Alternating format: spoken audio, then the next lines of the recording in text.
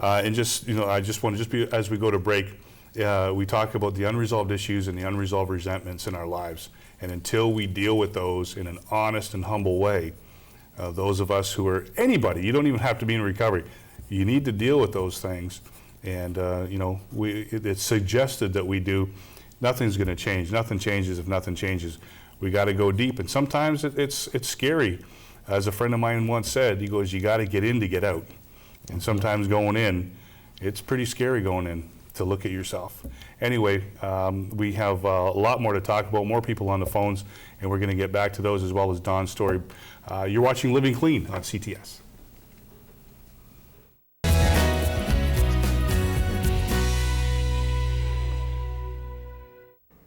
At 7 years old, I was sexually abused for the very first time.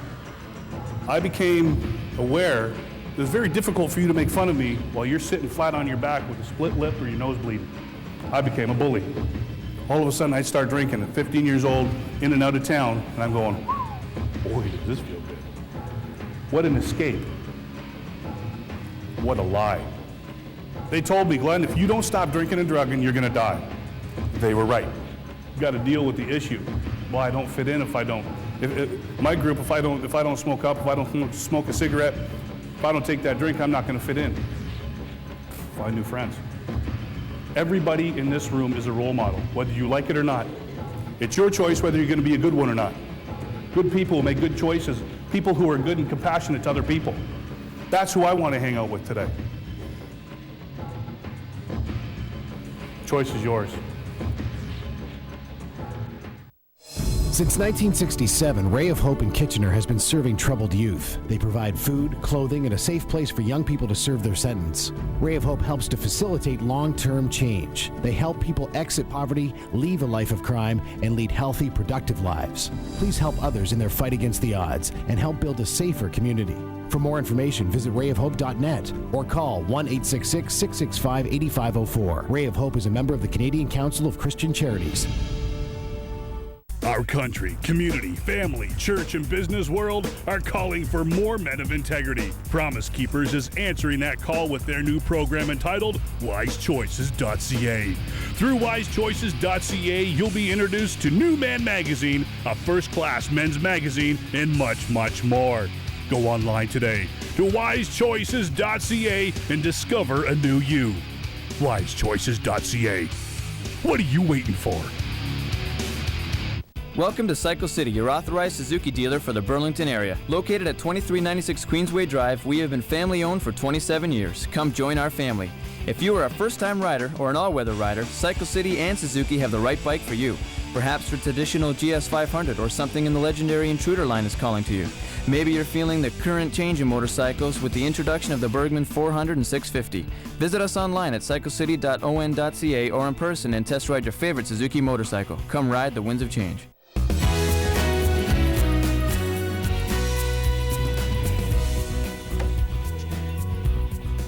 Hey, welcome back to Living Clean. Glenn Allen, Gabe Macaluso, Don Krokock.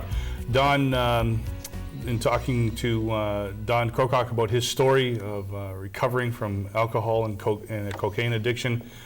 We left off, we were in the 60s, monkeying around with some alcohol, experimenting with some recreational drugs, and in 1975 you take a leap into the world of cocaine, and not only do you go to a harder drug, much harder lifestyle. Yes, little did I know.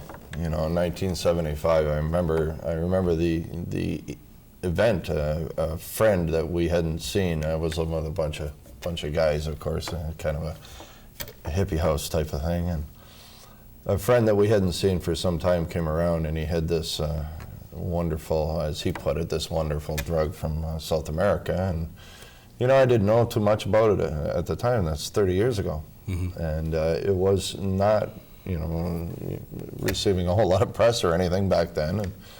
And oh boy, you know, that was it. I mean, once I tried it, and you know, that was the beginning. That was it. I was on the fast track then.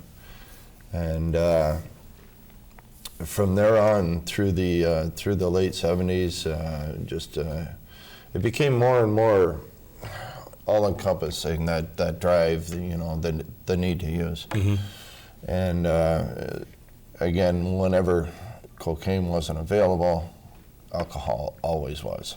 Alcohol was my social comfort, whatever, my thing that got me out of me and allowed me to be somebody else, whoever it was that I was creating. By the mid-'80s, I found myself hanging around some quite different places and people and doing things that my background would have indicated until the cocaine. And I got heavily involved with criminal element, never leading myself a whole lot. I was too afraid of ever getting, caught for certain things, but I always said I was a pretty good, effective thief because I would steal your trust. I was very adept at that. But I hung out with a motorcycle club in St. Catharines in Niagara area, and that was around back then. And it led me to situations and activities where today it's unbelievable. It's another life. And I wondered, sometimes I'm just amazed that I lived through that whole era, because not only was there the drugs, so there was always a propensity for violence and the two go hand in hand. Yeah. Still do. Yeah. And it was, it was another mask that I created because people in that lifestyle had what I wanted. They had, they had drugs. They were living the same kind of life that I was choosing to. Listen, we're going to continue with your story. Let's go to the line. Let's go to Bruce on line 2. Bruce, how are you? Excellent. How are you? Good, thank you. Go ahead. Bruce. Well, I'm just wondering if you want to enter rehab or recovery, where's a good place to start? Well, like a phone call to make or a contact, something like that. Whereabouts are you calling from? I'm calling from Hamilton. What's his addiction? Live in Kitchener. Okay, what's your addiction? Cocaine, crystal meth. Can't hear you.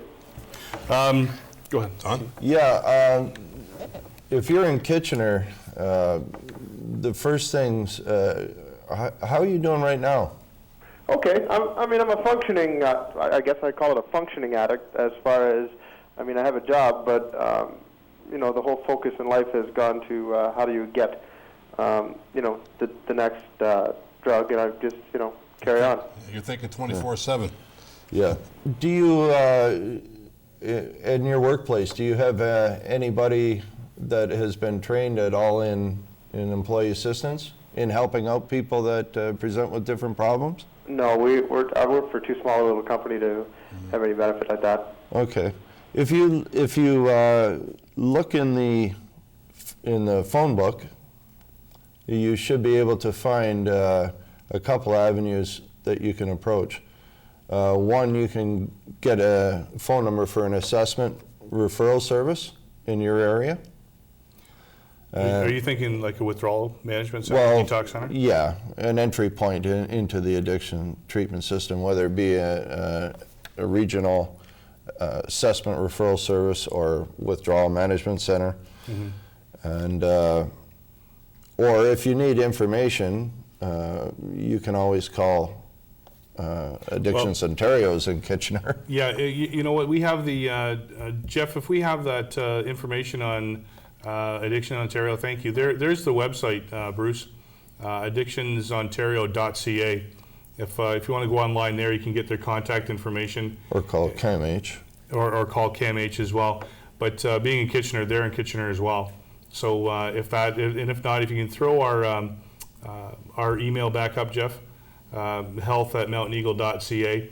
If you want to give us an email, we'll help you along the way and get some information to you any way that we can. Okay? Okay. Having said that also, too, the other thing that you can do is look in your phone book if you're interested in attending a 12-step meeting, whether it be Alcoholics Anonymous, Narcotics Anonymous, Cocaine Anonymous, whatever. If you look in the white pages of the telephone book, usually under those exact words, you'll find a listing for a local contact number, and you can give them a call and find out some information from them. Yeah. Thanks very much for the call, Bruce. Good luck, Bruce. And you know, making a call like that tonight that's a huge step. Big step. That's great. You know, going back to what Don has, and it's the dual. When I first went to my doctor, my first appointment during recovery, he asked me how much I drank. You know, and I said I don't drink much, and he persisted on asking me. Well, wait a minute now. You can be honest with me. And I said, look, I'm here for gambling. I don't really talk about drinking. And I said, what do you ask me that for? And I told you I don't drink. And he said, well, I just want you to know that usually these addictions come in pairs. And here I'm sitting with two fellows that that have that. But definitely I have the propensity to go into another one. Yeah. You know, so I have to Well, it can make be people hurt. alcohol, drugs, gambling, food, sex. I mean, the addictions go on. We're going to try Jan. We'll try to get one more phone call in. Lenny's on line 7. Lenny, how you doing? I've been in GA for 28 years. I'm one of the old men in the program. Congratulations. And going back to your original topic of stigma, Yes. 28 years ago, in the first hour of my first meeting, I heard the word choice. And I was given the gift of choice. And if I've been given the gift of choice, then anybody outside the rooms have the gift of choice. But they are not going to disrupt my recovery. I won't allow it. There's a quote Eleanor Roosevelt said years ago as the First Lady. It said that I won't give anybody my self-esteem. So no one is going to take my self-esteem. There are people who have forgiven me, and there are people that haven't. Yep. More importantly, I've forgiven myself. Yep. Absolutely. And if I wallow in that guilt, then I'm never going to leave the quicksand and get solid ground. Yes. Yes. Very, very, very good points. Tell me something, Lenny. Has anyone ever asked you why you continue to go to meetings? 28 years now? I've never been to a bad meeting. I've been to meetings that are better than others. Yep. I go because I don't want to be complacent. I go because it's not a life sentence. It's a lifetime of learning. And I go because in our 12-step, it says that I have a responsibility for that new person that walked in because someone was there for me 28 years ago. Yep. So there's no graduation ceremony in the 12-step program.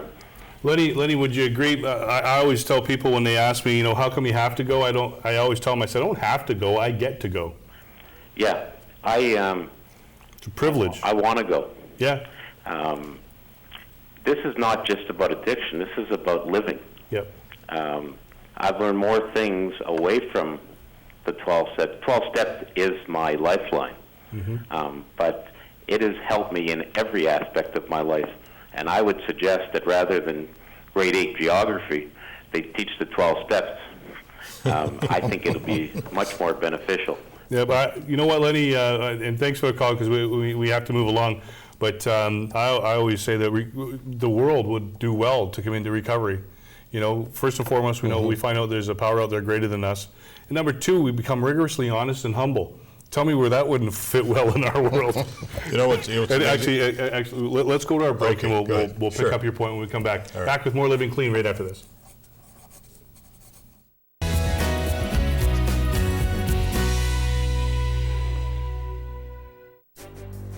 Did you know that Hamilton has 100,000 residents living below the poverty line? What can you do to help them? Please support the Hamilton Dream Center with their fight against poverty.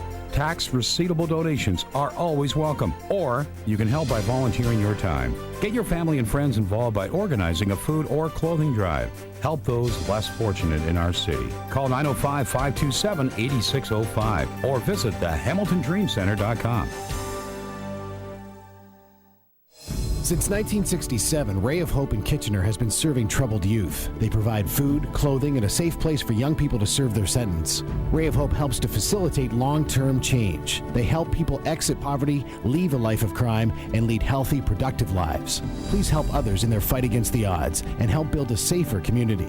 For more information, visit rayofhope.net or call 1-866-665-8504. Ray of Hope is a member of the Canadian Council of Christian Charities. Welcome to Cycle City, your authorized Suzuki dealer for the Burlington area. Located at 2396 Queensway Drive, we have been family-owned for 27 years. Come join our family. If you are a first-time rider or an all-weather rider, Cycle City and Suzuki have the right bike for you. Perhaps your traditional GS500 or something in the legendary Intruder line is calling to you. Maybe you're feeling the current change in motorcycles with the introduction of the Bergman 400 and 650. Visit us online at cyclecity.on.ca or in person and test ride your favorite Suzuki motorcycle. Come ride the winds of change. Our country, community, family, church, and business world are calling for more men of integrity. Promise Keepers is answering that call with their new program entitled WiseChoices.ca. Through WiseChoices.ca, you'll be introduced to New Man Magazine, a first-class men's magazine, and much, much more. Go online today to WiseChoices.ca and discover a new you. WiseChoices.ca. What are you waiting for?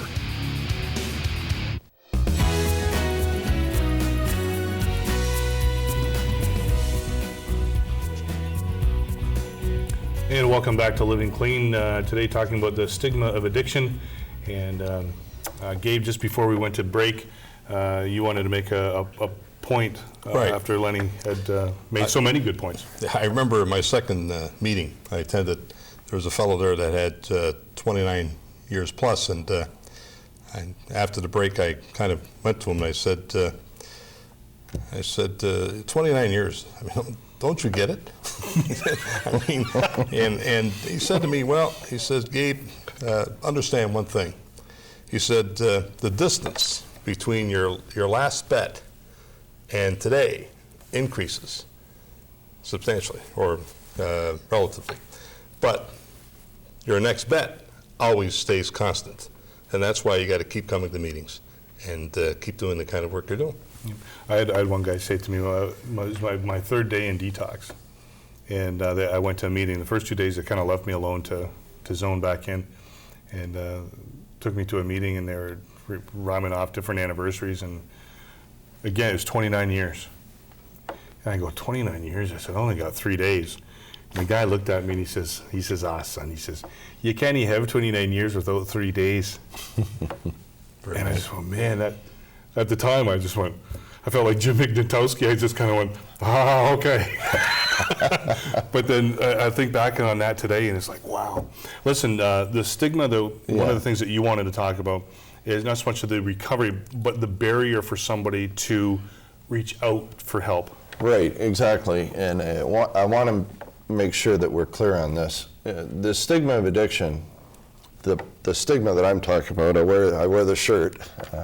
Because I dedicate a lot of my energy and my resources to trying to defeat stigma. Stigma can be identified as a mark of shame, okay? People who are in the throes of addiction, they, through society, have been sort of pushed under and led to believe that addiction is a moral weakness of some sort, instead of being the public health issue, that it is. It's a mental illness. That it's treatable, and that recovery is certainly, as we are testament to, and the callers, recovery is certainly possible. Stigma creates barriers. People, society seems to have a different view of addiction than they do, say, physical injuries, or workplaces, So we need to, once in a while, we need to have shows like this. We need to have people who advocate for the addiction treatment system, which has traditionally been terribly underfunded. We need to treat addiction and addiction issues with dignity, with the dignity that the people who are addicted deserve. Yep. They're no less citizens than anyone else. That's right. And until addiction is brought out to the forefront, and this is why I publicly disclose, because I have no shame today about what I've done, Right. And I carry that message to people in hopes that they will recognize that this false perception of addiction as being some moral weakness and everything is just something that's been falsely created, and it acts as a deterrent for them to get the help that that they need. And the more people that we have like us who have entered into recovery and are being successful in recovery, the more we speak out, the less stigma impacts the person who is yet to find recovery. And that, to me, is a really noble cause. Well said. George is on line 6. George, how you doing? How about you guys?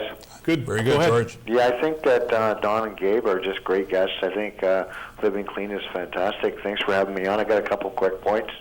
Sure. One of them is about the necessity to continue to go to meetings. One of them, the points that was made really early in my recovery was we come to get and then stay to give. Yeah.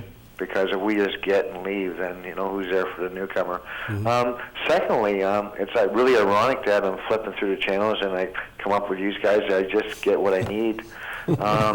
Anyway, this weekend coming up, there's going to be like 50,000 alcoholics and other recovering people at the Rogers Center at the Skydome for a World Conference. Isn't that fantastic? Wonderful. Yeah, it Wonderful. is. Yeah, It is. that's something that's really ironic. And the last thing I wanted to let you know is as I look at you, you all look good on the outside. As I listen to you, I know that you're getting well on the inside. So thanks for having me on. Thanks, George. Thanks, Thank you George. very much, Thank you George. very much. Appreciate that. Thank you.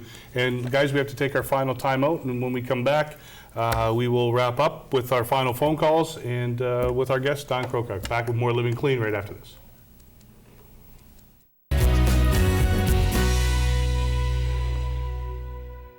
Our country, community, family, church, and business world are calling for more men of integrity. Promise Keepers is answering that call with their new program entitled WiseChoices.ca. Through WiseChoices.ca, you'll be introduced to New Man Magazine, a first-class men's magazine, and much, much more. Go online today to WiseChoices.ca and discover a new you. WiseChoices.ca. What are you waiting for? Since 1967, Ray of Hope in Kitchener has been serving troubled youth. They provide food, clothing, and a safe place for young people to serve their sentence. Ray of Hope helps to facilitate long-term change. They help people exit poverty, leave a life of crime, and lead healthy, productive lives. Please help others in their fight against the odds and help build a safer community. For more information, visit rayofhope.net or call 1-866-665-8504. Ray of Hope is a member of the Canadian Council of Christian Charities. It's never been easy for kids growing up, but for many, these days seem a little tougher. With all the myths, the peer pressure, and the violence, it's so hard for kids to make the right decisions.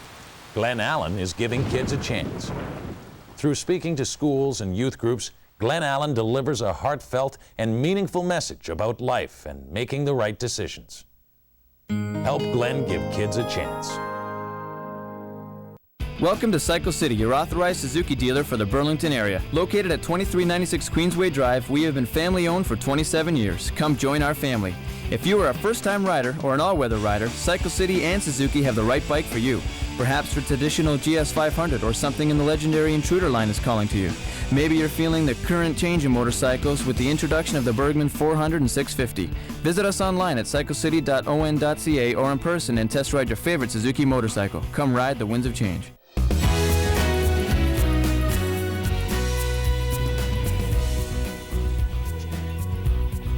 And welcome back to the final segment of Living Clean. Glen Allen alongside Gabe Macaluso and our guest this evening, Don Krokoc, who is a certified employee assistance professional.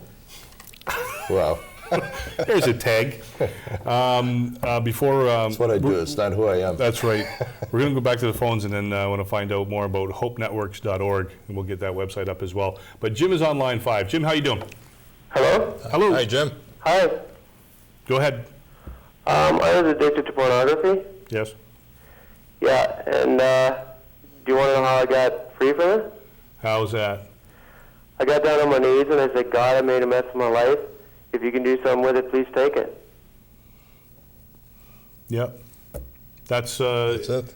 You know, they talk about being brought. Thanks very much, Jim, for the call. You know, it's so true. And off the top, you know, I talked about, you know, it's not being a Christian program, and I don't want anyone to get the wrong idea. I mean, when you look at CA, NA, AA, I mean, you look at the big book of AA. I think it's 400 some odd times they use the word God, and we all know it's a spiritual program. It is, and I as I said before, I mean, I am a Christian, and I believe everything everybody is called into from day one on this show. I believe, and when you were brought to your knees, there's a saying I heard that I thought was really great, and that is for the addict out there, or for the alcoholic, or whatever the case may be, you're either going to hit your knees or you're going to be brought to them. You know, and for me, I had to be brought to them. I came when I hit my rock bottom in '98. You're clean, 1993. Yours, 2002. 2002. You know, when Jim brings up a great point. I mean, it's really, really important to come to know that there's a power out there greater than you. And for that addict out there, it ain't us anymore. You know.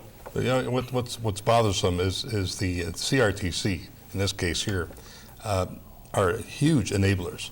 I mean, the other night I was watching television. It was about 3 in the morning. I was having trouble sleeping because of the heat and so on. And I was channel surfing, and I could say, without a word of a doubt, 90% of the channels I went through at that time of the day, it was all 1-800, 1-900, you know, all these girly porn stuff. Just incredible. Yep.